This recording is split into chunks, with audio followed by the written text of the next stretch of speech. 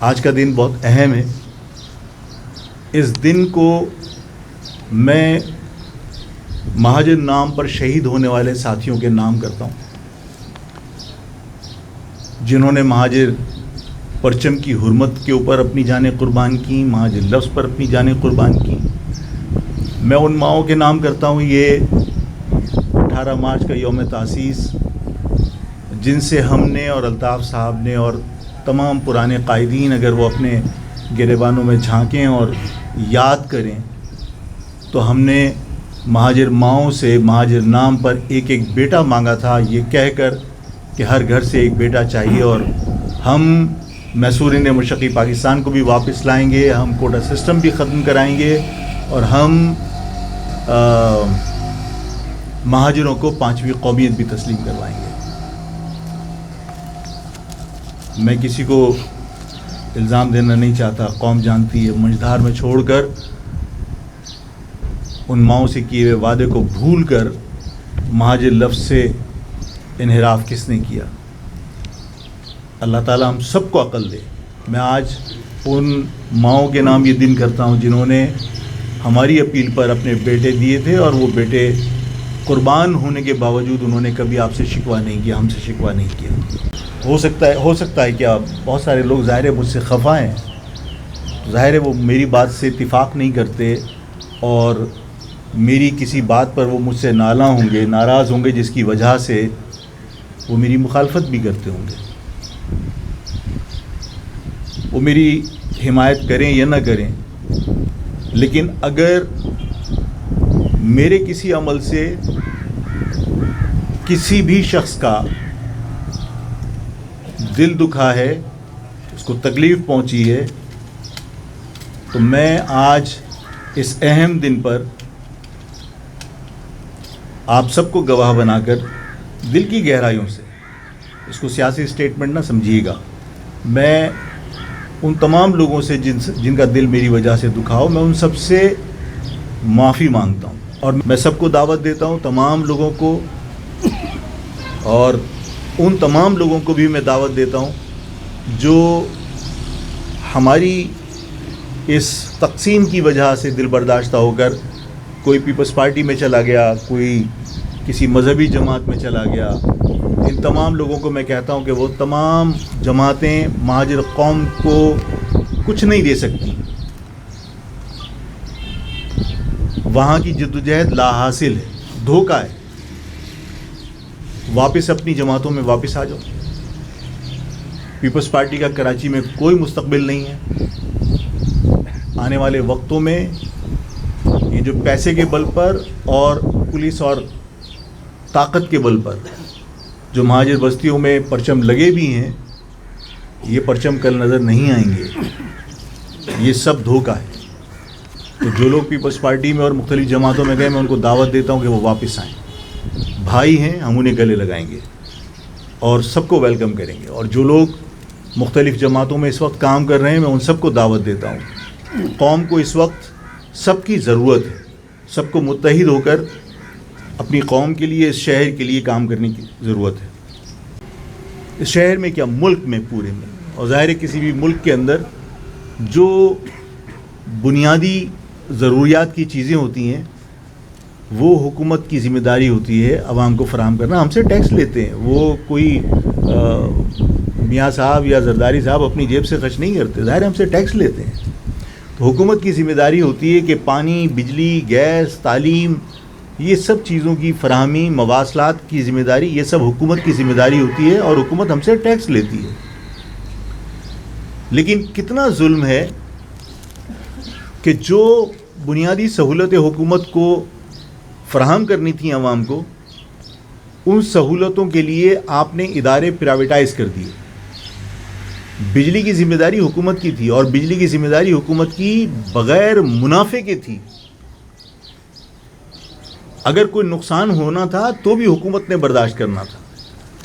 آج کے الیکٹرک کو آپ نے پرائیویٹائز کر دیا. نتیجہ یہ ہے کہ کے الیکٹرک سالانہ اپنا منافع شو کرتی ہے. ایکسس بلنگ کے ذریعے وہ کراچی کے عوام کو لوٹتی ہے، لوڈ شیڈنگ کے ذریعے تنگ کرتی ہے. ہونا تو یہ چاہیے تھا کہ الیکٹرک بغیر منافع کے چلتی اور اگر کوئی اخراجات سے زیادہ آمدنی ہوتی تو وہ عوام کے اندر تقسیم کی جاتی، جو کنزیومر ہے اس میں تقسیم کی جاتی، جو اصول ہے.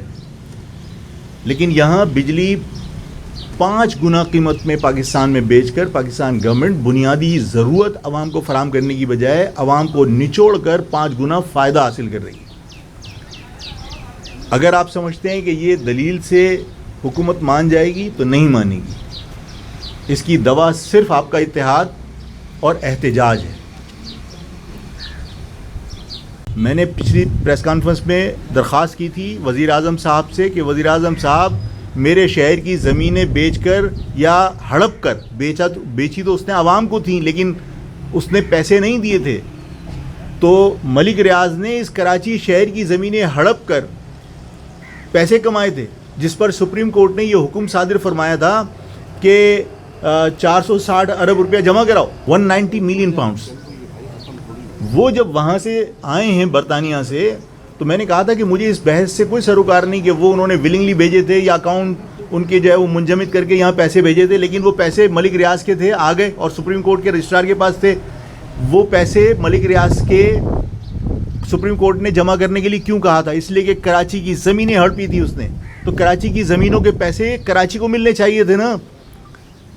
لیکن پرائم منسٹر کا رویہ وہی ہے جس کی وجہ سے میں نے آپ سے کہا کہ وفاق کا مقصد صرف پنجاب نہیں ہونا چاہیے، کہ آپ نے وہ پیسے وفاق کی ملکیت سمجھ لیے اور سپریم کورٹ نے آپ کو منتقل کر دیے اور آپ نے اس پیسے سے اسلام آباد میں دانش یونیورسٹی بنانے کا فیصلہ کیا. او بھائی یہ پیسے ہمارے ہیں، ہمیں ملنے چاہیے، اس لیے کہ اس شہر کے اندر یونیورسٹیاں نہیں ہیں. اس شہر میں اس پیسے سے یونیورسٹی بننی چاہیے. K4 منصوبہ پیسے کی کمی کی وجہ سے پورا نہیں ہو پا رہا. یہاں پانی کی قلت ہے. K4 منصوبے پہ وہ پیسے لگ سکتے ہیں. وہ پیسے تو کراچی کی زمینیں بیچنے کی مد میں تھے نا. تو کراچی کی زمینیں بیچ کے پنجاب کیسے استعمال کر سکتا ہے اس کو؟ تو یہ رویہ تبدیل ہونا چاہیے اور یہ پیسے یہاں آنے چاہیے. ہر جگہ، ہر میٹنگ میں، ہر پروگرام میں ہم اس بات کا برملا اظہار کرتے رہے ہیں اور کرتے ہیں اور آئندہ بھی کرتے رہیں گے کہ ہمیں اپنی شناخت پر فخر ہے.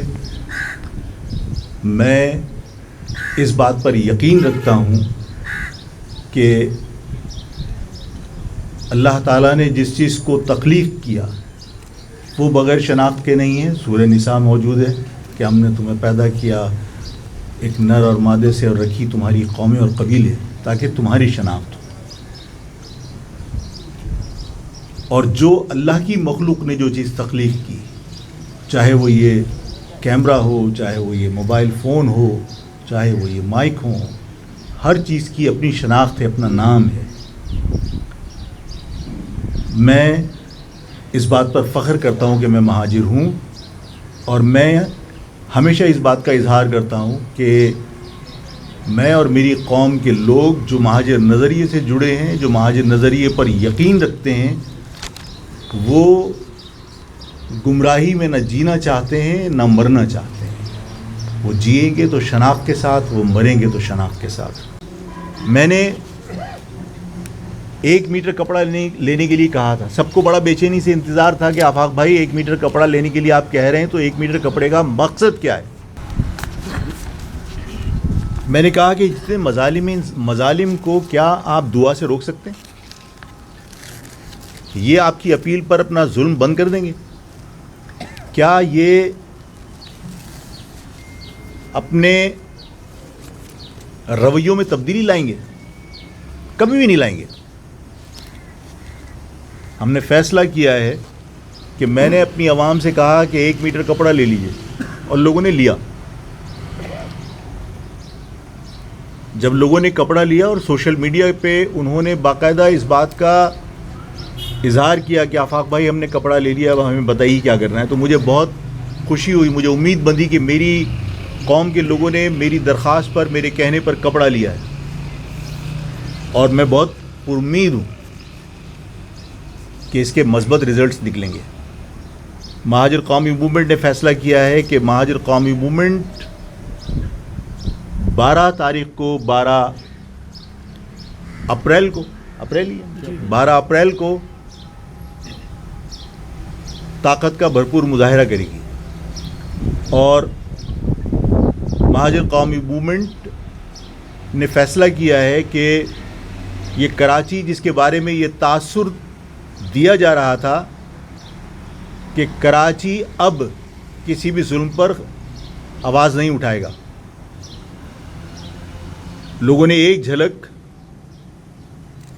ڈمپر اور واٹر ٹینکر کے روکنے کے لیے جو میں نے اپیل کی، لوگوں نے بتایا کہ یہ شہر زندوں کا شہر ہے، یہ شہر مردوں کا شہر نہیں ہے۔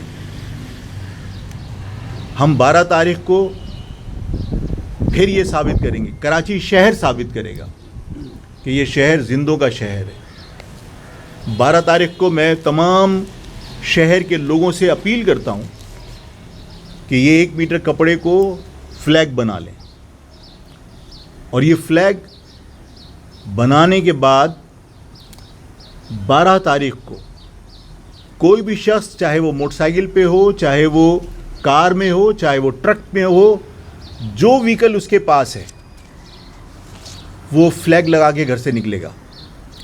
اس شہر کی ہر وہیکل کے اوپر وائٹ فلیگ ہوگا۔